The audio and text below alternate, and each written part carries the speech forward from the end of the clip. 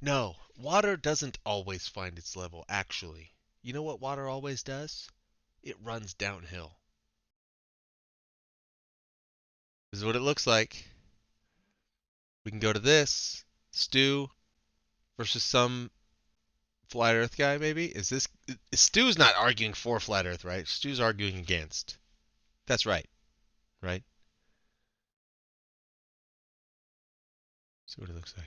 Where are you within your true Earth journey? Okay, this is a flat earth freak. Let's go. All right, I kind of want to watch this one. I'm leaning on this one. 2 1 2 1 2 1 1 2 2 1 1 1 1 2 2 2 1 1 1 1 2 2 2. Damn, it's almost exactly even.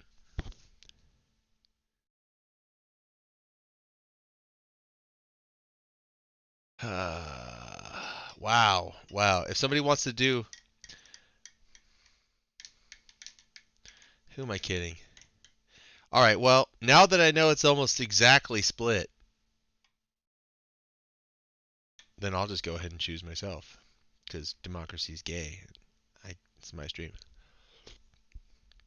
If everybody voted one way, then I would probably yield because I don't care too strongly one way or the other. But I gotta be honest. But we're going stew mode unless this sucks and we can go back to Alex. But we're gonna give this I'm a not shot. telling you. I'm not telling you, he says, lol.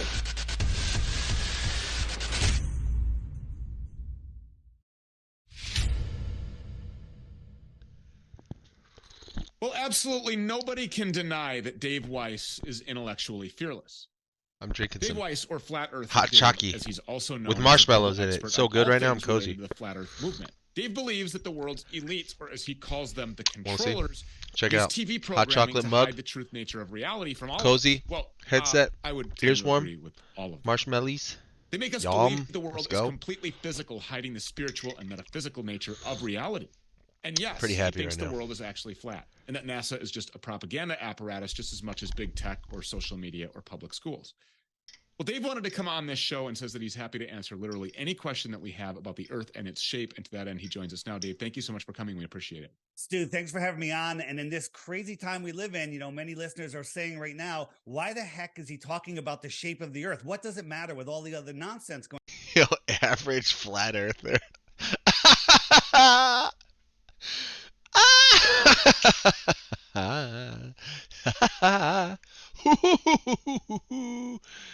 Dave Weiss. Yo, Weiss? Weisman? Weisenthal? Weisenfeld? Check. David Weiss? Check. Do we have a Jew earther on our hands? No, could be some.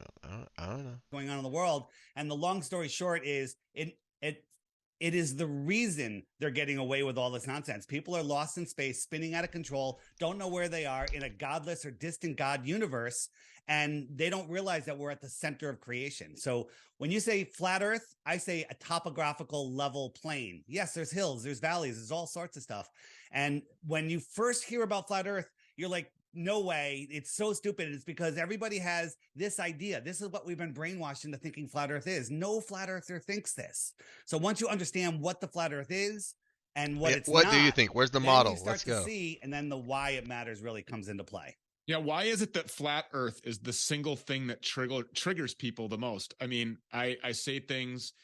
I was in an airplane recently traveling, took a picture out the window, said, don't see the curve. Looks pretty flat. I was at the beach, took a picture of the ocean, said, I'm not seeing a curve. Looks pretty flat. People go absolutely nuts. Why is that?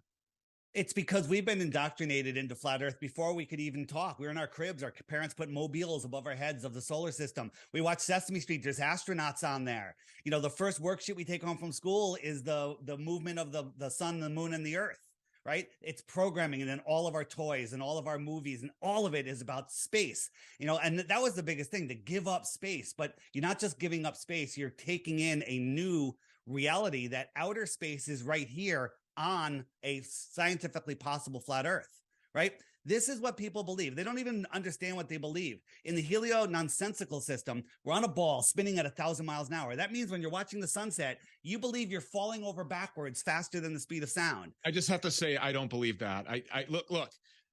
I'm not going to tell everybody exactly where I am with this whole flat Earth thing because I really don't know. But I do have a question about this. You mentioned the 1080 miles per hour. I asked a pilot to explain this because I asked a pilot, "Is it flat?" And he looked at me like I was crazy. And he goes, "No, Mr. Peters, it's not flat. This was getting off. We were deplaning." And I said, "Well, let me just riddle me this then. Answer this question for me." So we're on this aircraft and we just went from Minneapolis to Orlando. We were traveling at approximately 500 miles per hour, give or take 50, 75 miles per hour. The Earth is spinning at 1,080 miles per hour, or so I've been told for my entire life. So how did we ever catch up to Orlando? Or did we just wait for it to catch back up to us? He couldn't. That is the stupidest question I've ever heard.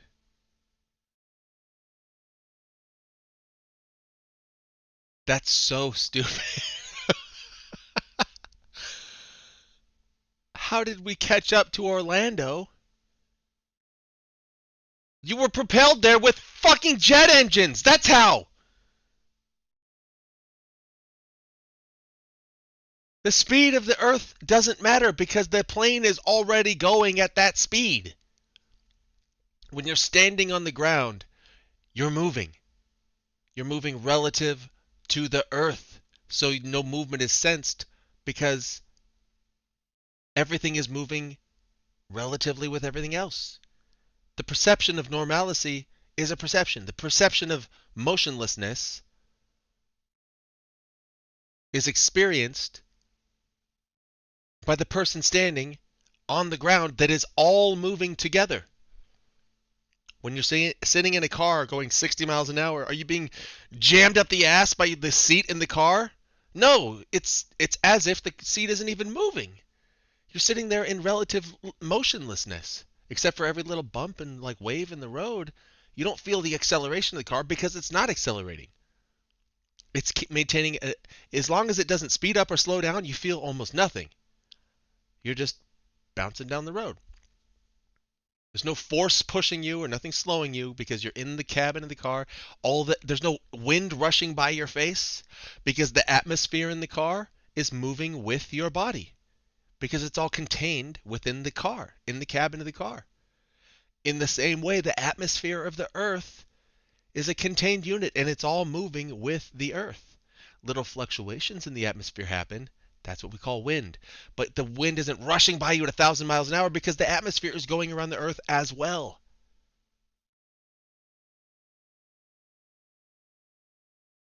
The only perception of motion that you experience on the ground is the sun traveling overhead.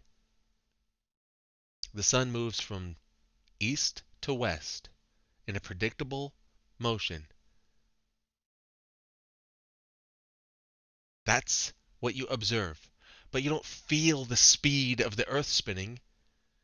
You say it's 1,000 miles an hour, but yeah, but the Earth is like 24,000 miles around. Or it's 1,800 miles an hour. It's like 50,000 miles around. Whatever, 1,800 times 24. Point is, like, oh, wouldn't all the water spin off the Earth? You ever seen a ball that takes 24 hours to spin in a circle? That's really slow. Take a golf ball and spin it once, but do it in 24 hours. How slow are you turning that golf ball? The hand of a clock goes around the clock once every hour, and you can barely see that thing move. Now slow it down 24 times slower. That's how slow the Earth is spinning. But it's just really gigantic. So relative to our small size, it seems fast. But really, it's a very slow turn.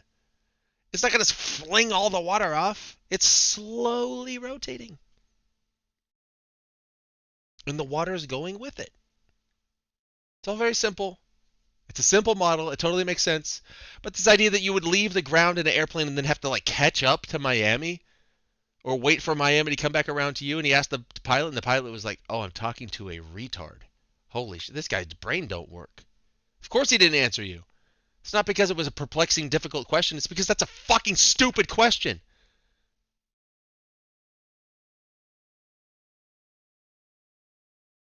It's like if you ask somebody like, "Hey, who went up there and painted that rainbow in the sky?" And he's like, "What?" And you're like, "Oh, this guy doesn't know anything about rainbows." It's like, no, that's just a Nobody painted it in the sky. What the fuck? What are you talking about? It's not painted up there. I'm not dumb for not answering your question. You're dumb for asking that question.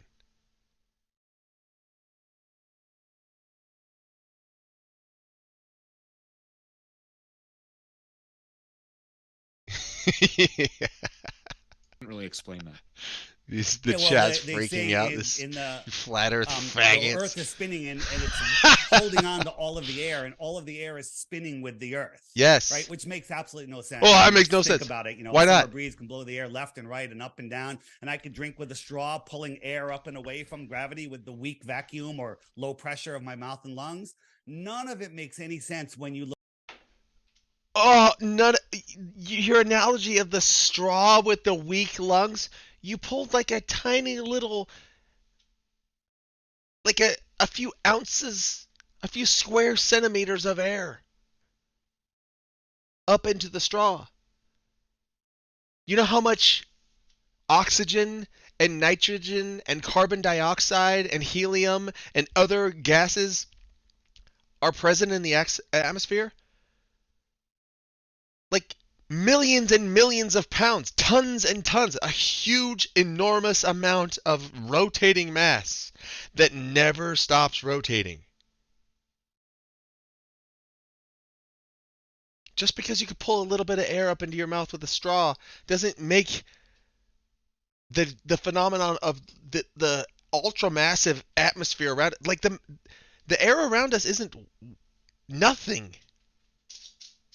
Like it's thinner, it's less dense than water. It's not liquid, it's not cohesive and coherent like water. It doesn't have a surface tension like liquid. But it's still matter. Like just flap your arms back and forth. You can feel the shit right now. You can hear that? Hear that on the mic? That's just me moving my hands because there's shit all around us. And it has mass. It has weight.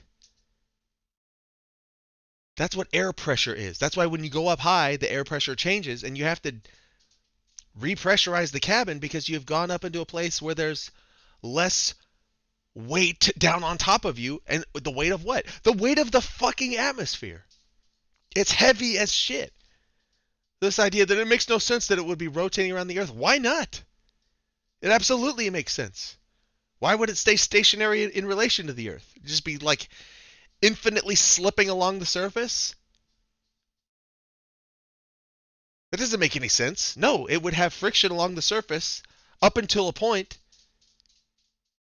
that it would all be rotating around the surface in a uniform way.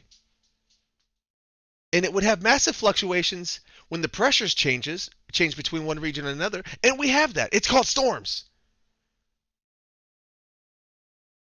Storms happen all the time. That's the air sliding around on the surface and different pressure systems and temperatures interacting with each other. The thing fucking moves all the time. Storms move from here to there. You can track it. You dipshit. You fucking dummy who's been researching this for a long time and still doesn't get it. You absolute braintard.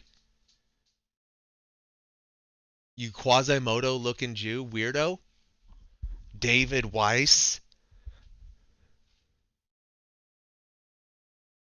Ugh. Not to mention the fact that atmosphere exists at all. Where did that come from, boys? You know, other planets, many of them don't have atmosphere. Dude, we can peer out at a telescope and see Saturn, which is a gas giant. And you know what it does? It rotates in a circle. It's a sphere that's spinning. Like, the case is proven. That's a bunch of gas spinning in a circle. It's a spherical ball of gas that rotates. And we can watch it. That's what we are, but ours is, you can see through it. That one's just like more cloudy than ours. Get the fuck out of here. Look into it. And here's the thing. No matter what I say today, don't believe me. I'm pointing to some doors that you never thought of. And then once you look at them, make up your own mind. And this is things that we can test. Stu, you do such an amazing job, exposing all of the stuff going on with the injection, the lethal injection. And it's hard for a normal person to verify that. I don't have an electron microscope. I don't understand what I'm looking at. I have to believe, I have to understand, I have to trust. But the true nature of our world is testable by every single person. So it's something that's very, very, very simple to do. Yeah, I agree. So, all right, I want you to go through your kind of a presentation that you have here. Real quick, I won't be too long. So we're spinning at 66,600 miles an hour, a funny number, and we're chasing at 500,000 miles per hour. These are curved trajectories, right? And people go, "Oh, I'm on an airplane. All right, new goal. Drink water." New goal. Check the goal. Boys, check the goal. New goal set. We got more gray bar. The gray bar is attacking. New goal. It's called Make the Earth Flat Fund. Hit this goal to make the Earth flat. Kill globe tards and make Earth flat fund.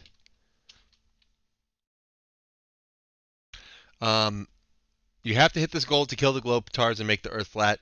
If you don't hit this goal, sorry, flat Earth destroyed, and it's a globe, and sucks to be you, and you're a gay faggot, flat earther, idiot, just forever. to equate that airplane, over the earthplane to if it's flat, Earth, you'd have to prove it. Double the speed of the airplane.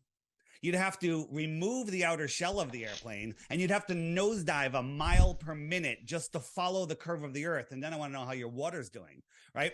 So all of that's going on, and you have to.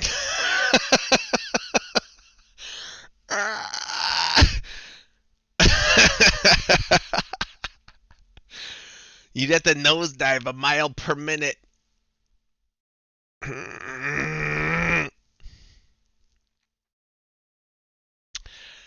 Okay. Airplanes don't fly like this. Just so you know. They fly, in effect, I'm not saying that their orientation isn't like this. They fly level for the sake of the passengers.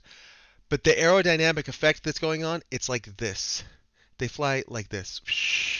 There's the shear, the lift factor is effectively like, if you ever put your hand out the window, this isn't the way that a wing works. I know that. Don't correct me on this. I know that it's pressures passing over and below. It's different than this. But if you ever put your hand out the car window and it goes up when you do this, it goes down when you do this. And if you want to make it go perfectly level, do you put your hand perfectly flat or you put it a little bit tilted? It's a little bit like this, right? Why? And you can find the sweet spot where your hand stays perfectly level to the ground. And you can actually just like suspend your hand just on the air pressure pressing against the bottom of your hand. You can find a level with your arm. It's not level like this. It's not, you don't have to nosedive to go down. You don't have to go straight up to go up. You find a level of resistance against the pressure. That's how airplanes fly. That's how they find cruising altitude. It's when they find that they're no longer going up in relation to the Earth or going down in relation to the Earth, which is continually curving. Yes, they are finding consistent, constant altitude. What they're finding is a constant trim aspect like this. Once they dial in the trim of their wing and the tail and everything, once that's dialed in and they're no longer going up or down, now cruising altitude is a particular altitude, but what I'm saying is that they're cruising at an altitude. It has nothing to do with nosing down or nosing up. Planes don't go down by nosing. That is an effect that happens in the cabin, but the way that they go down is by adjusting. It has to do with the wings. Have you noticed when a plane lands, it doesn't nose down to land. It does this. It goes. Zzz. If you ever landed in a plane, the ass goes down first. So the idea that you have to nose down to stay around the curve, that's, you fucking idiot! You stupid fucking retard! To go down, you don't have to point the nose down. You just have to like adjust the trim flaps on the plane and it just goes down. Planes will fall out of the sky and keep the nose up. Easy. You just decelerate, trim the flaps and to create some drag, and it'll go down with the nose up. It'll fall this way. The plane goes in for landing. It doesn't nose down. Oh, we're coming in for landing. That's not how it works. You stupid We're traveling all of these distances. So this is the hypersonic sled track. Anyone that's listening, just Google that on YouTube.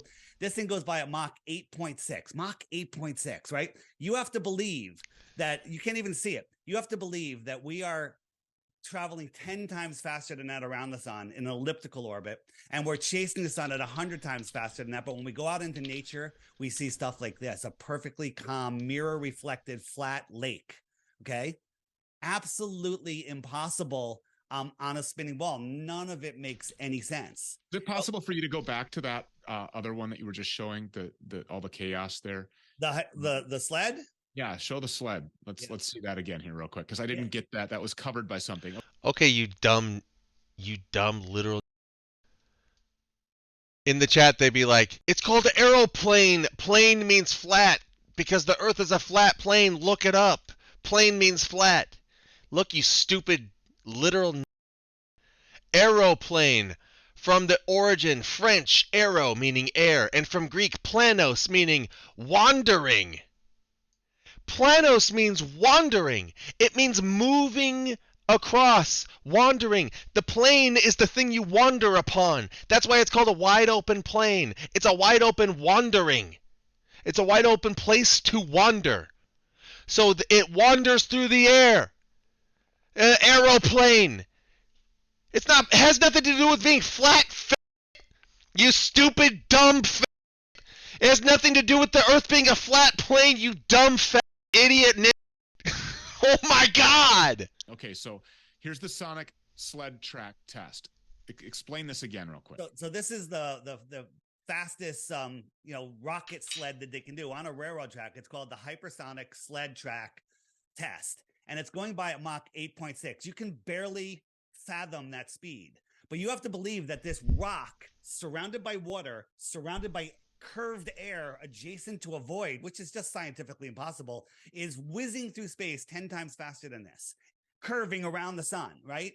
And then also chasing the sun 100 times faster than that. These are numbers and speeds that the human mind can't even perceive, but we have to believe them because the guy in a bow tie who lies told us that. And we were just like, okay, they know he has a bow tie, he has a white lab coat. Yeah. And people don't, people say there's no proof of globe Earth, of the flat Earth, and there's thousands of proofs of the globe. I have a reward out there. I offer 3 Bitcoins for 1 proof of the globe. It's been 3 years. No one's been able to come up with a single one. And we all have the same story, is we all thought it was stupid. We all refused to look. Dude, what would be your proof? What proof would satisfy you? Oh, give me a proof of the globe. Okay, well, what about this? That doesn't prove it to me. What about this? That doesn't prove it to me. What about this? That doesn't prove it to me. Okay, well, what would prove it to you? You have to literally take me up into a spaceship and let me look down and see that it's a globe, and then I'll believe it. Well, that's gonna cost more than 3 Bitcoin. Oh well, you failed to prove it to me, so I still get to keep my 3 Bitcoin, and you don't even have 3 Bitcoin. And then when we looked, we're like, oh my God, and there's people like Peggy Hall. She just did a presentation at our True Earth Mount Meru Summit that was phenomenal. She comes from a biblical point of view, but you don't need it. If you're not a biblical person, you don't need that. Yes, you do need it. And you better get to be. Water always finds it.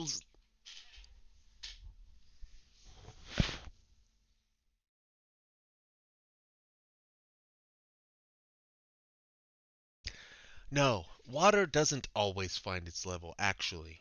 You know what water always does? It runs downhill. That's what water always does. It doesn't find its level. I'm so tired of hearing people say, water always finds its level. Dude, where is that in the Bible? What scientist ever said that? Which law of physics is that from? Water always finds its level. Water always finds. Flat earthers, why do you guys always say that? That's not even a thing. How does water find things? Water doesn't find shit. Do you even know how a level works? A level is a tool, and you know what it is? It's got a little tube of water in it, and the bubble always finds the top of an arch, and the bubble is the indicator of levelness. So the air always rises up and the water flows down. And between the air rising up, the bubble, and the water flowing down, falling downhill, you can discover, based on a curve in the little thing of the vial that the liquid is in, when the bubble is in the middle, the bubble has risen to the highest point, and if the curve is made at the highest point, you can know, okay, this indicates that this, I almost said plane, but I know it's going to just, distract you guys. This flat plane where I could wander around if I was a tiny little man walking on top of it. This wandering, this thing, this word that comes from wandering, like a flat area, yeah, a wide open area, a plane. This wide open area, this span, this flat. Don't freak out, you stupid dumb idiots. Water flows downhill. It doesn't find its level. That's not a thing that water does. What water does is it flows downhill. It finds the bottom is what it finds. It flows downhill. If it's free, it will flow downhill. That's what water does. What else it does, another thing it does besides flowing downhill, you know what else it does? It sticks to itself. The molecules attract each other. They have this thing that's known as surface tension on the liquid. Surface tension of the droplets. These are little water droplets. They're two hydrogens and an oxygen formed together in this way that creates a particular type of like liquid crystalline structure that has a liquid coherence factor that creates a tension surface, which, you know what it does? That surface is almost always curved. Almost always it's curved. It's in a state of flux, but generally that is a curved surface.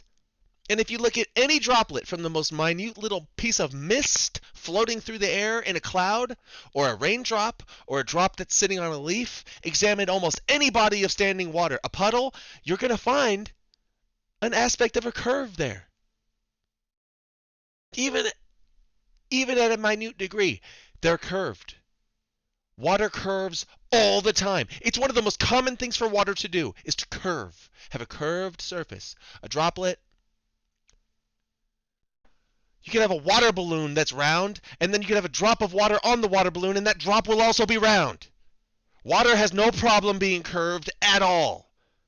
And it flows downhill, it accumulates and coheres together into something that has a surface that is typically curved and perturbed. It has waves, energy waves transfer through it all the time. It's a totally like non-flattening thing. It doesn't flatten itself ever. If you make a perfectly level surface, like a true level, like a Rick and Morty level, fucking true flat perfect level, and pour water on it, you know what you'll have? A bunch of round droplets scattered all over, cohering together with a round edge. And it'll be slightly taller in the middle than it is at the edges. So there will be a bit of an arch. It'll be slightly curved. Even on a true flat, a perfect flat plane. Flat not in relation to the curvature of the Earth, but flat out into infinite space. You have a perfect actual flat. That water will still be curved that's sitting on top of that flat.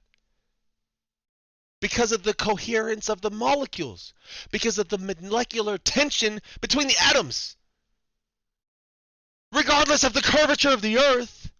So your argument that the water always finds its level, shut the fuck up. No, it doesn't. That's not even a thing.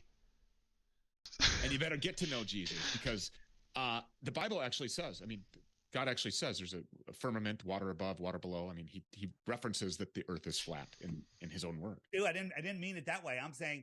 By the way, Gray Bar's destroying you, flat Earth. Right? You're blown out. You're broke. You know nothing. You're stupid. The things you say sound dumb, and you have no money. That we didn't come from a Jesuit. You broke. Big Bang. You're ugly and you stink. I've now found the creator, and it's an amazing journey. It's like I look back on my life before I found this, and it's amazing. Flat Earth lifts people up out of depression, gets them away from drug addictions, because you find out you're at the center of creation, right? They're hiding God. That's the number one reason that they do. We're doing that in every aspect of our life. So this just kind of occurred to me. So I have a question. This trying to tell you got to believe in flat Earth to find God. This Jew telling you can't find God without him. Check it out. How often is it, or what is the distance with which they tell us that the Earth curves? Is it every so many meters? It's 8 inches per mile squared. You just use the Pythagorean theorem. That's not even it. That's not. That's that creates an asymptote. That's not a sphere. Second mile is 2 times 2 times 8 is that will end up with a 32 line inches, that and then goes the straight fifth down. mile That is won't 6 end feet up of with a curvature. circle. This is their numbers. So when I'm standing at the edge of calm water, the horizon, I shouldn't be able to see the surface of the water beyond 3 miles. It should be behind the curve, right? But I can see much, much farther than that. And this is what happens, Stu. When I found out about this, I was like, this can't be true. This can't be true. And I went out and I saw all of these videos of people zooming in. This flat Earth expert just told you into view. And the wrong formulas for creating a circle. I did it myself. So you look out on this horizon for creating the circumference of the Earth. He just told you the wrong formula. It gets bigger. I'm increasing the this angular dumb size, and all of a sudden, idiot. There's a boat. Right? It's not the right formula. Say, you can't see the boat because it's over the curve, but it's just out of your eye's ability to see. And we have these little waves in the foreground are bigger, and they'll block the whole boat. Just a little tiny wave, a millimeter above your eye level, your apparent eye level. So speaking of water and a sailboat there, which is what that appeared to be, what do you say to these people who say they've sailed around the? I can't even say it with a straight face. What do you say to the people who have sailed around the world? Rorschach 2112 sent $10. Billions of people have gone east and west. So if we have the flat Earth pond, at the center of our pond is the magnetic north, and all magnets point to the north. So this is a boat or an airplane or whatever. The needle's pointing north. I'm trying to push it west. West is a circle. Now, this does not prove the Earth is flat because it's the same on a globe. If I try to push it east, I have to keep turning to the left to maintain a heading of 90 degrees. So a giant circle, like if you were making a circle just 500 miles around, you'd think you'd be going, you'd feel like you're going in a straight line, right? But it's only when you try to dead reckon west or east without correcting. Immediately, as soon as you stop moving, you're moving south. South is every direction away from the center. So billions and billions of people have circumnavigated east and west. Nobody's done it south. Amelia Earhart, these are all the stops she made. She's going east, east, east, east, east, all the way around, or she could have gone west all the way around. But if she went south, she'd be gone. No one's ever done it. She'd be gone. Right? If she flew south and went over the frozen south, if she flew over Antarctica, that would prove that the Earth was a globe. But nobody ever flies over Antarctica. They always prefer to fly over the ocean where there's islands, and then they can get to Europe and they can stop and refuel. Where's she supposed to refuel if she flies over Antarctica, dude? Huh? You think Amelia Earhart flew around the Earth without refueling, bro? You fucking idiot.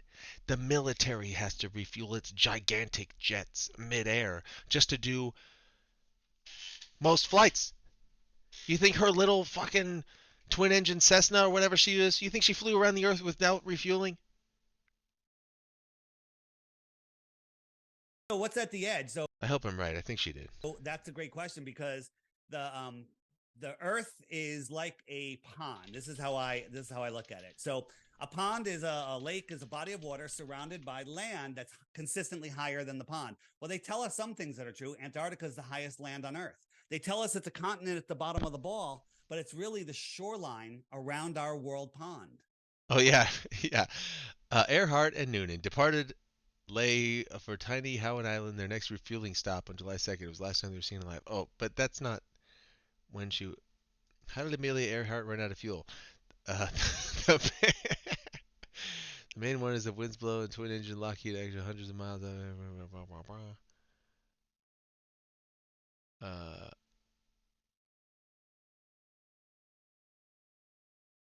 Anyway. Okay. Looking up her article. 60 degrees south, which is still like 1,000 miles or more from Antarctica, it's off limits. No one's allowed to go there unsupervised. And if you do, you'll be intercepted by a warship or a drone or a jet fighter. Oh, you will? Are you sure? Have you tried it?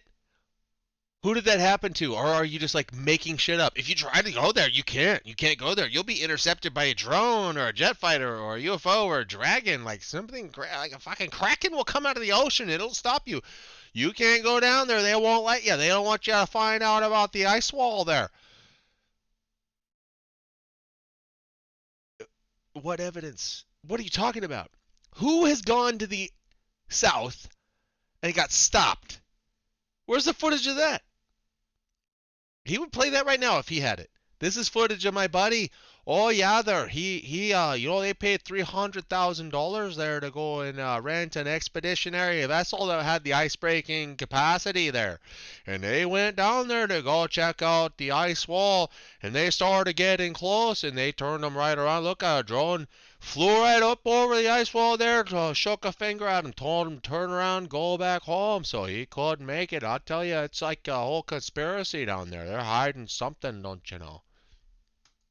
All right. And no one is allowed to independently explore out there. You can go to Antarctica right to this little tip, this little piece of land off of Santiago, and it's way off. That's literally true. You can't even get close. Where's the evidence? That's just what they say in flat Earth videos. Show me. Show me fuck. Post the fuck. I'm here. I got all night. Post a link, Nick. Post a link. Oh, there's videos, BigTech. Show me. I've seen all the flat Earth shit. Show me the video where somebody's going down to Antarctica and they get turned around. And they're like, no, you can't come down here. Why not? Why not? This is our ship. We're going that way. No, this is a military zone. You can't go to Antarctica. Show me. Show me the clip. Show me the clip. There's no footage because they fall off the edge. There we go. Exactly. But that's all they let you see. I mean, this fucking little lying piece of land bastards. is bigger than many countries. You fucking liars. You fucking liars. This is the problem with you. You're just this guy's lying. Oh, you can't go down there. You can't go down there because they stop you. He knows he's lying. Oh, it's 8 meters per mile squared. No, it isn't. That's not. You know that you haven't done the math. He knows that he doesn't know what he's talking about. He's full of shit. He's writing books and he's creating apps. He's putting together conferences. He's getting into debates. Bro, these people are dumb. Literal retards. What about this curve thing again? Yeah. I'm sorry, but I'm on this journey mentally here, as I'm sure everybody watching is. Okay, so the curve thing. Yeah, because if you're in an airplane and say the autopilot is set at 36,000 feet, if you go up or down in an aircraft, I'm sure you've flown before, right, Dave? Yeah, of course. If you go up or down in an aircraft, you can feel. Ooh, do I have an Antarctica video? Let's go. Like even 100-foot descent or an altitude increase, you can feel it physically. Let's go. Stu, when you're on an air. What's Stu talking about? All right, we gotta watch Stu just say some things like, "Oh, bro, I don't know." How to visit Antarctica. This is not flat earthers going there, but we'll see what this says. How to visit Antarctica. You're wondering how to visit Antarctica? You've come to the right place. While it may be daunting to plan... I gotta move to this other one. That's too far away. I gotta read it over here. While it may be daunting to plan a trip to the end of the world, heck, we had no clue where to start. We're here to help. We just returned from the most life-changing trip, and we're sharing all the details on how you can too. Dude, these Insta fans went to Antarctica, bro. You can go. What you can actually do in it? You can take a cruise to Antarctica. They are in Antarctica in this photo. Look at the glacier in the background. You can go there. Hello.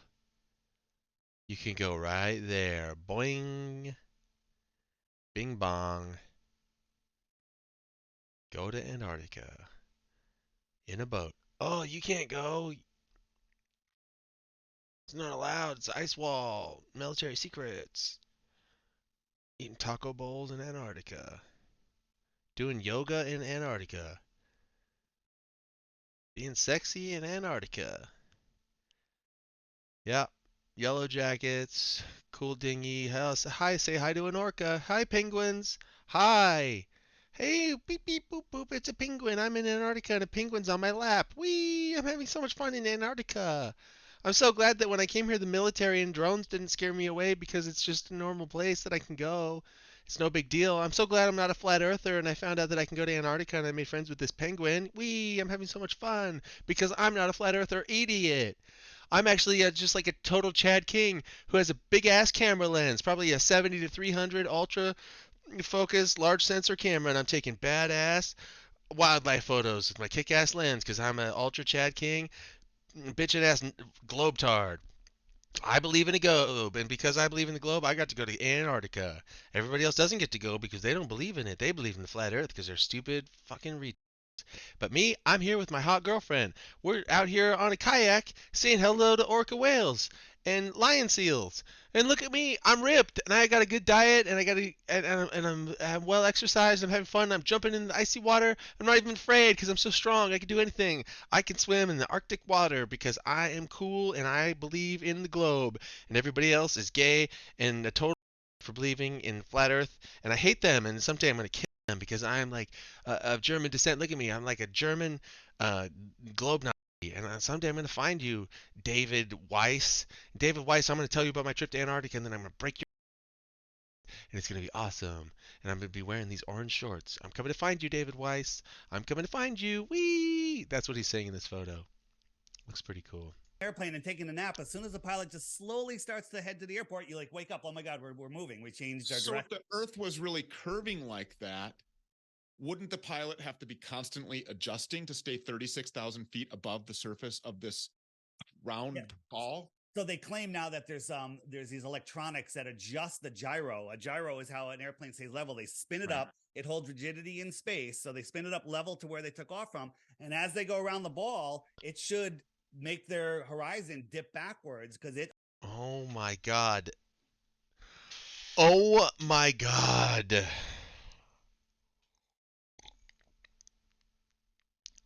Nobody is claiming that at all. Nobody is claiming that, you dumb idiot. You just made that up. You just made that up. Completely made up.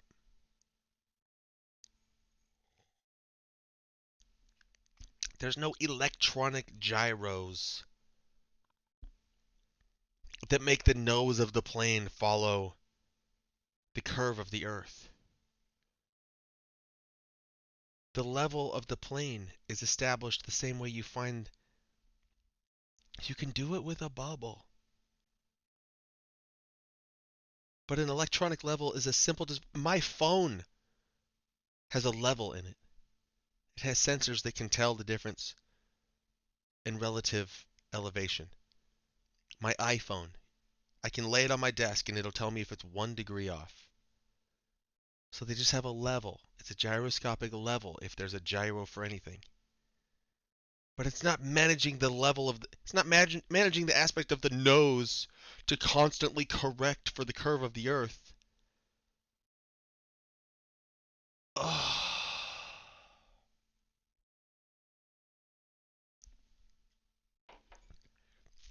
These people's brains are broken. It holds rigidity, but they're saying that it adjusts for this curve. That's absolute and total nonsense because pilots were flying with mechanical gyros for decades and decades and decades before this alleged electronic gyro thing is up. Pilots were flying with mechanical gyros?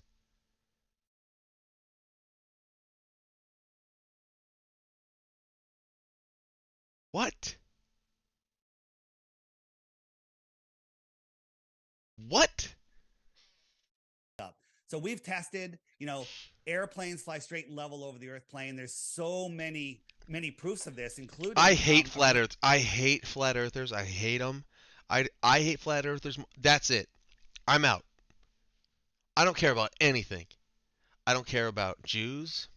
I don't care about blacks. I don't care about Russia. I don't care about aliens. I don't care about anything that you guys are doing. I am anti flat earther now. I am, dude, yay, you're on your own. I got my own mission. I'm going DEFCON 3 on these flat earthers. And that's it. It's up. I hate I I love everybody, even Jews, but not flat earthers. I hate flat earthers. I hate them. And that's it. From now on. I love Ye. I love Nick. I love Hitler. And I love Jews. And I hate flat earthers. Emergency landings. But, we're told that we're crazy because we think down is down, right? We think down is down for everybody. And, on the globe, down is antipodal to people on the other side of the spinning earth, right? Once you think about this model that we've been sold, you really wonder how the heck you ever believed it. Yes, it's very strange. So this is what are we looking at here? So this is a map that was found in Hawaii in a Buddhist temple. And a Buddhist temple. 10,000 years That's old, a map that's found in Hawaii. It's not 10,000 found in 1,000 years old. What's really interesting? What's really interesting is the Earth's like totally flat. It's like you get a gyroscope in an airplane. It's like the nose gotta go down. Like go around the Earth. That's gotta make the gyroscope stop, make the Earth go down. And the nose is on the gyroscope. It's really interesting. This temple, and you can't go to Antarctica because I'm David Weiss and I believe in flat Earth, and I'm totally not crazy with tiny pee-pee. As tracking of ships, you can track cargo ships all over the world. Yep. And we recently found a row of ships going through Antarctica that's supposed to be frozen or land, right? And they're showing them going right through Antarctica. So maybe they're going out here, right? They wrapped it all around and made us think that we're on a ball, but in reality, it's an extended plane. Here's the thing: I'm not claiming that any of this is true. We want the right as free human beings to go explore these outer lands, but they don't want us to. No, you don't get any rights. I want you in jail. I want you in a jail cell. Mopping the floor, cleaning the toilet, folding the laundry, breaking rocks. You go in a jail cell, David Weiss, you freaking choke.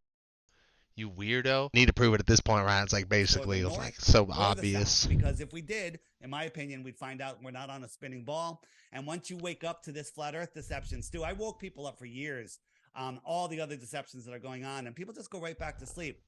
But when you wake up to the globe lie, then you all of a sudden everything changes. Yeah, I mean, you can't believe anything that these people are telling us. Right. Beardson owned 187 to 160. Beardson, eat shit. Eat shit, Beardson's Fireplace. Beardson Fireplace. Nobody wants to watch you, Beardson's Fireplace. You're watching me talk shit on flat earthers. Let's go. We're winning. This Space Force guy who was just telling me constantly, repeatedly, over and over, gaslighting me for 30 minutes about how space was real and that NASA was credible and that, the globe is round, it's a ball spinning.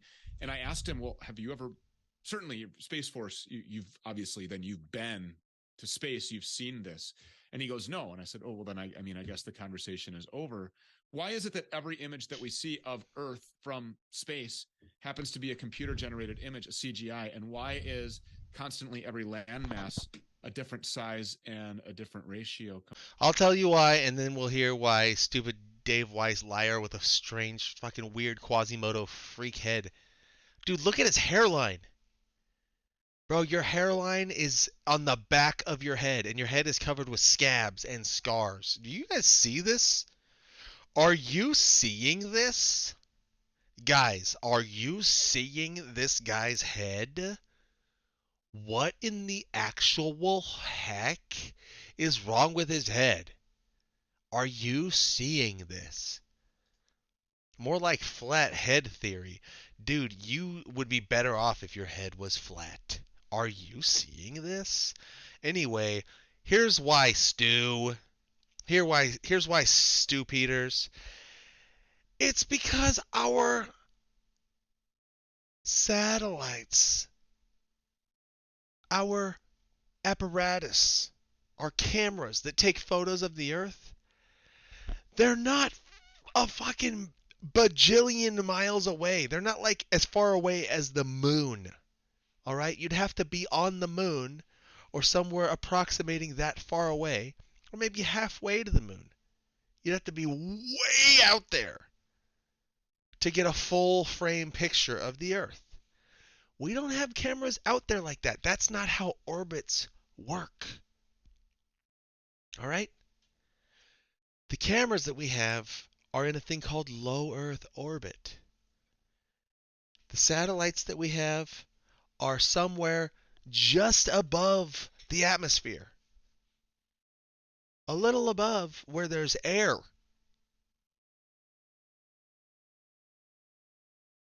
They're just like just a little rocket launch away. Right up there. Now you're in orbit. You're zipping around the planet. You're flying around the planet like 16,000 miles an hour, something crazy. But it's fast enough to keep you kind of going away from the Earth as fast as you're falling toward the Earth. And you get into this like perfect little pattern where you're just infinitely zooming around. And you're infinitely falling without descending, essentially. There's a sweet spot. And it's a total normal, like it makes sense in physics, like the mathematics of achieving orbit. It makes sense on paper. You can do you can crunch the numbers and figure out, because gravity has a force that's measurable in seconds per second. If you ever took a physics class, you can learn how to calculate acceleration forces, and those same calculations can be applied to figure out the freedom trajectory, like what it would take, how fast would you have to go to be going so fast that you never come down. And there is a number like that. And it depends on how far you are from the planet. You can find, there's an equal. Anyway, so we can achieve orbit. But it's not so far out that you can see the whole Earth. It's far enough from the planet that you're outside the atmosphere, but you can still only see like a part of the Earth. You can see basically like the immediate continent that you're flying over. That's how big the Earth is. You're not actually like way out in outer space. You're not out in the void in between the planets. You're actually still very close to Earth when you're in orbit, relatively speaking. Like compared to the moon, I think it's like not even a tenth of the way to the moon. That's where the orbit is. You'd have to go like 5 or 6 times further back to be able to put the whole Earth into the frame and take a photo. That's why the photos of Earth that we have are composites. When you want a high resolution photo of the Earth, and you look one up on the internet, if you get one in a book or whatever, a high resolution photo of the Earth is going to be a bunch of high resolution photos taken from low Earth orbit that show a nice resolution photo of a portion of the Earth, because that's all you can see from only that high. Like, you've ever been up in a plane, you can only see like the state that you're flying over, and you're way the fuck up there. Or if you get really high, you can be above the clouds, but you don't see like all the clouds on the planet. You see like the clouds that are around you. You have to go so far into space to see the whole planet. It's like unbelievable, because the planet's really, really, really, really big. And if you want a high resolution photo, like you need like a gigantic lens and a huge sensor and a really high powered, like long exposure, insane super camera, and you'd have to get it way out beyond orbit, like on a mission to the moon. And there are pictures of the Earth from the mission to the moon. But they're not high resolution. So if you want a high resolution photo, because remember that was just like with the basic ass camera that they were able to fly on the spaceship, and it's from far away, so you don't get high resolution images of the ground, of the terrain. You just see like a big glowing ball. If you want a high resolution photo, it's going to be a whole bunch of low Earth orbit photos stitched together to resemble a globe. Depending upon the reliability of the scaling when they do the stitching, you're going to end up with aspect differences. That's why there's different representations, and sometimes the continents seem bigger or smaller. It's the same as if, like, I'm on a camera lens right now. Look how big my microphone is. Right now it's like halfway between the camera and me, because I have a wide angle lens and the camera's not that far away. I used to have my camera mounted across the room sometime before. And if my camera was right, my microphone was right here, because of the distance between the lens and here and the aspect ratio that would change, the microphone would appear quite a bit smaller. The microphone wouldn't have changed size, but relative to me, the microphone would get smaller. And in fact, if you go look at my old videos, this microphone used to look smaller. It'll blow your mind, now that I pointed it out.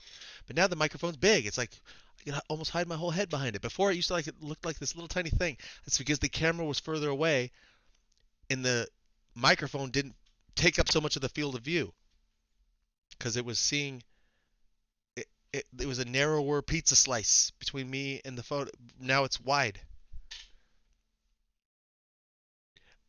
If you don't get that, it's because you're not smart, all right? The smart people who heard that understand what I'm saying. And the smart people who understand the composite images, the smart people who look at the evidence for the globe Earth, they're like, oh yeah, it's a globe. The dumb people hear all that and they go, duh. And then they listen to this guy and they go, yeah, it's a flat. The Earth flat, they're lying. And drool coming out of my mouth. Water always finds its level. Drool. The water always finds a level. Oh, dumb. 8 meters per mile squared. That's not even the right formula. And you're listening to this. Look at this guy. Dude, look at this guy. Literal ghoul. Compared to the water. Yeah, because they are CGI, they're paintings, they're, the blue marble, which is this one right here that's on everyone's iPhone when Steve the knows iPhone very pretty. Yeah, it's a very pretty Right. thing. Right, but when you look at them and you do actual measurements, like I like that, photos, but 2012 and 2017, I think, of the Earth showing the United States. Well, we can measure across Baja and Mexico, so we know how long that is, and to fit that inside the radius of the Earth, it's like you need 10. The Earth would have to be 10 times bigger, right? It's unbelievable. So he takes an artistic representation of the Earth that's designed as a high resolution representation. It's an artistic representation. It's functional. It's not actual. That's what these photos are. And then you find like, oh, this doesn't line up with reality. Dude, that's not what the photo's for. It's supposed to look pretty. And it's exaggerating the size of Africa. Look at that one over his shoulder. It looks like Africa's the whole planet. It's an exaggerated photo. It's a composite image. Steve, stop. Stop being weird. Unbelievable.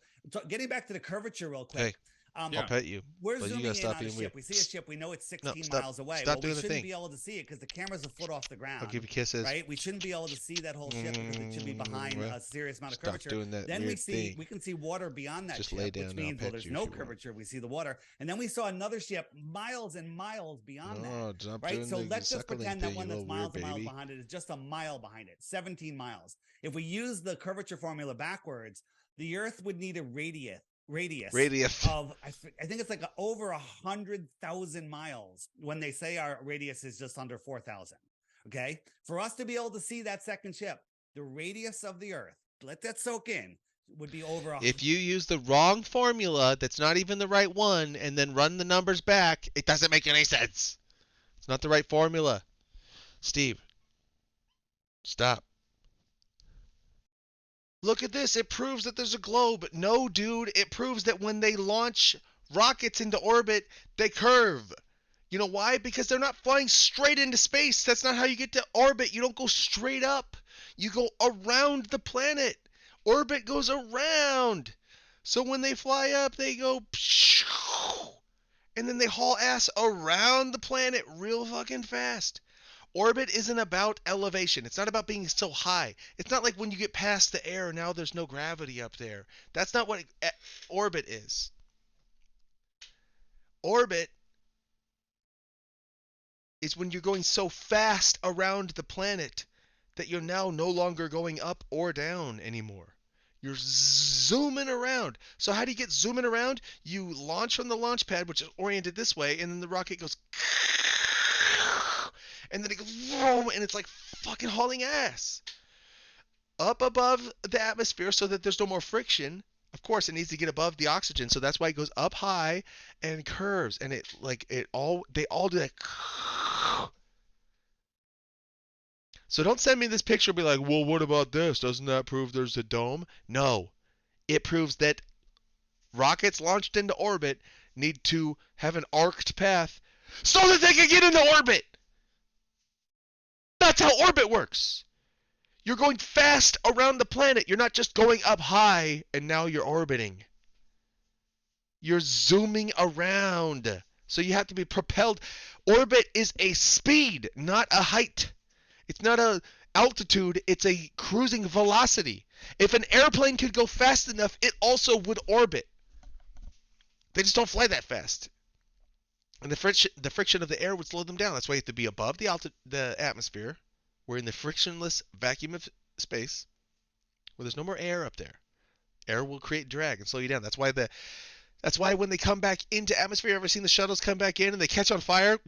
It's like coming back down and there's like some fire going over the hull. That's why the space shuttle is covered in ceramic tiles, because they can handle the enormous friction of going 16,000 miles an hour and then barreling down into a cloud of oxygen, which surrounds the Earth, which is what we call our atmosphere. Like putting your hand out the window, the air is pushing your hand back. If you were going 16,000 miles an hour and put your hand out the window, it would rip your fucking arm off. And if you put a sword out the window at 16,000 miles an hour and it was sharp and you could hold onto it strong enough, that sword would hit so much friction of oxygen across it, that sword would glow red hot from the oxygen molecules crashing into it. That's what happens to the space shuttle when it comes back in, because it's going so fast. That's what orbit velocity is. So it goes up and it goes, and the rocket goes so fast, and the astronauts are like, and it's up until they get fast enough that they're zooming around the Earth now, perpetually in space, no longer going out, no longer going in. They find that sweet, harmonious spot. That is a physical reality. It's essentially like an eternal slingshotting. You get into this like perpetual motion device, which is possible in space because there's no friction. And there is perpetual pull from the Earth. It's like pulling down and falling away at the same time at the same speed, so it's like constantly pulling around. That's how these spheres rotate around each other. They're constantly pulling on each other, and it causes this motion because of their mass. So there is an energy at play. It's gravity. And gravity is pulling the thing down while it's going away at the same time, so it's going away and down equally, and so zoom, zoom, zoom, zoom around. So rather than gravity attracting me to the ground and me being stuck, just like I am. What's holding me to the ground right now? It's a force. But if you move fast enough, you can convert that force into something that's holding you to the planet, like keeping you from flying away into space, but you don't actually decelerate down into ground. You don't come down in altitude because you're going so fast that you're coming down at the same speed that you're going around. So you're constantly falling. That's orbit, but you have to go real fast first. That's what that arc is. It's not evidence of a dome. The Earth might be flat, actually. 100,000 miles. Okay? Oh, no, I'm back off. Nope, it's not flat anymore now that I saw this guy. None of this makes any sense. The ball is scientifically impossible. The flat level... It's impossible for a ball to exist. Balls don't exist. Which we're figuring out what this place is. This guy's balls are scientifically impossible. Is scientifically possible. Yeah, I'm not... Look...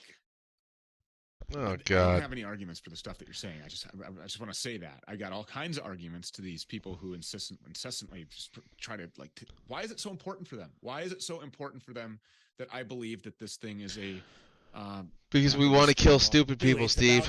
Because we want to kill stupid people. That's why. And I tell you, there's millions. But why that? But why that? Why not just all the other stuff? Why is it so important? The first thing we learn in school is this. Is it because it's just so impossible for anybody to believe? It is so far out there. It is so physically, scientifically impossible that if we can get you to believe this one thing, the rest of your life is just really easy.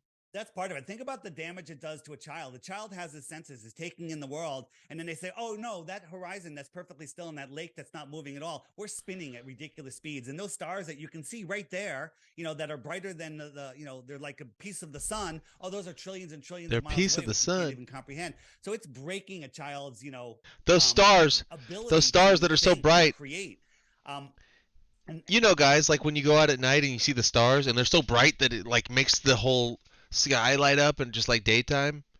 Those stars that are so bright, they're just right there. They're so bright that when you walk around at night, you don't even need a flashlight because it's, how sometimes the stars just light up the ground the same way the sun does. You guys know what I'm talking about, right? When the stars are so bright, when the stars are just right there like a piece of the sun. And they tell you that it's actually just a like another sun far away. They're lying to you. Really, what it is, it's like something else. Well, what is it then? What is the star? Well, it's definitely not another thing just like the sun. It's something else that's in the sky. And you know how they're really bright though, right? Like when they light up the ground and they like when it's so like, oh, the stars are so bright tonight. Oh, I got to put on my sunglasses because the stars are so bright out. And I can find my way at night even when there's no sunlight because the stars just light up my path on the ground. You know what he's talking about. And the other thing is, I think I don't know the verse, but in the Bible, basically there's a passage that says, once you see my creation, you can no longer deny my existence. Okay, and that's the absolute truth. There's no They passage don't that want says us in that. a situation where we can't deny This guy's God. never read the Bible. Okay, this Jew has never read the Bible, and that has brought so many people over. There's something in the I don't remember what it is. I don't remember what it says, but there's something in the Bible that says like it's something like it's like once you see like something in my existence, you can never deny my existence. You know, I don't remember what it is. I know I'm here for a debate and I'm supposed to be prepared, but I know there's something that's in there. It's kind of like that. You know what I'm you're saying? Right, saying yeah, you need to know God and everything. But still, I was on the other side of that fence. I was the guy that didn't believe in God. And kisses. Steve gets kisses. Steve. But now I'm Steve, I'll give you kisses in your head. It's amazing. So no, fuck off. Go away. Lead with the science and say, oh, and the Bible backs it up too. Real quick, these are plane routes. Steve, now, stop trying to cuddle on me so hard. In the southern hemisphere, just relax. You can just sleep or something. They go all the way up into the north and then all the way back trying down. to cuddle me so hard. It's is, too well, they much. have hubs there and they're pickups and drop off people and they're trying to make money. But there's a thing that happens. Sometimes people have, emergencies on airplanes, probably more now than ever before. Yeah, I wonder why that might be. Yeah, well, but over the years, there's been a bunch of them, and they have to do an emergency landing. So this is one from New York to, let's say Hawaii, New York Hawaii, to Hawaii, and they had an emergency. Close your eyes. They went Steve, close your eyes. Go sleep. They got there impossible. But when you look at it on a flat Earth map, you can go lay down and go to your bed. Right up. It's the spot is right on the line.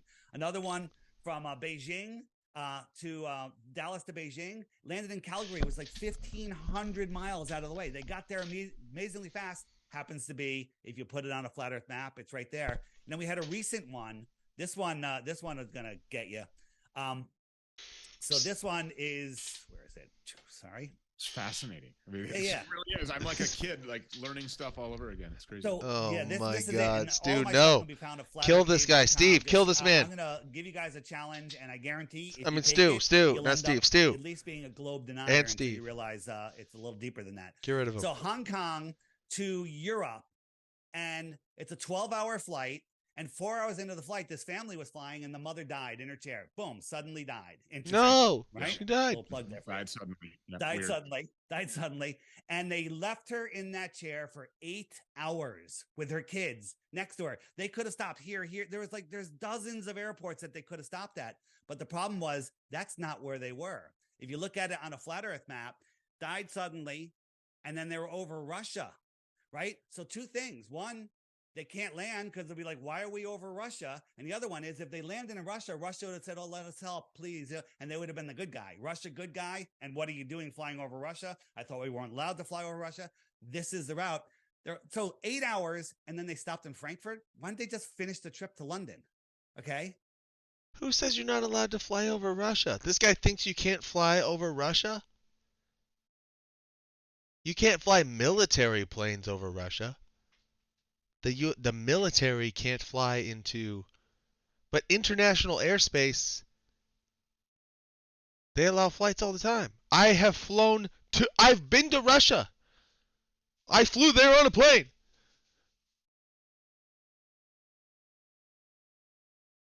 And yeah, the reason why when you're in Hong Kong, you fly that way to London is because you fly along the shortest curvature of the earth. You dipshit ass dip. And also, they don't land an entire plane in an emergency anywhere you want. Just whenever. I mean, it's already 8 hours. She's already dead. but it's because they were over Russia. This happens all the time, right? Another one from New York, New York to Auckland, New Zealand, right? New York to Auckland, New Zealand. There was an emergency. It's always with a flat Earth. Look at my map and a bunch of lines that I drew on the map. This proves something. And they went to, and then here's the story that goes along with this line. And imagine it. Follow the line and listen to the story. Here we go. Story time. To Beijing. Oh, I got the wrong one up here. Hold on a second. Yeah, it looks like Fiji Islands. Yeah. So going from New York to Auckland, right about here is emergency. They went all the way over to Fiji, which was arguably farther than their final destination. But when we look at it on a flat Earth map, Fiji's right on the flight route. How many times does this have to happen before people say, okay, so hold on a minute. These are actual documentable flights and oh yeah, just totally trust me. It like really happened, and on flat Earth, like the only reason why it happened is because it's not because they had any other reason why they're done. It's because flat Earth. Emergencies and things that we can actually get flight numbers for and prove that they actually made these diversions. 100% on my website, flatearthdave.com. Scroll down. There's a book called 16 Emergency Landings Proving Flat Earth. Check it out. It's all documented. Everything is there. All the work has been done for you.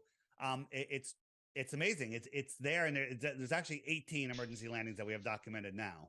We were told that we only had 20 minutes for this segment, but I have to keep going because I have to ask you something. What are the most passionate arguments? You know what, Dave? No, you're totally wrong. Here's why. If you were to pick like the top 3 or top 5, you think that are the most common. Like, nope, you're nuts. It's round and we're spinning. Oh. It's rough. It's super fast, and you're not flying off of it. I don't want to listen to that anymore. Put water on a spinning top. Do it, you guys. All of you, take a spinning top and drop a piece of water on it. A drop of water, it flies off. The Earth is not a spinning top. Okay, now spin that top at the same speed as the Earth. That means 1 revolution per 24 hours. That's right. 1 RPD, 1 revolution per day. Does the water fly off? So how are we retaining these oceans and all this water? I don't get it.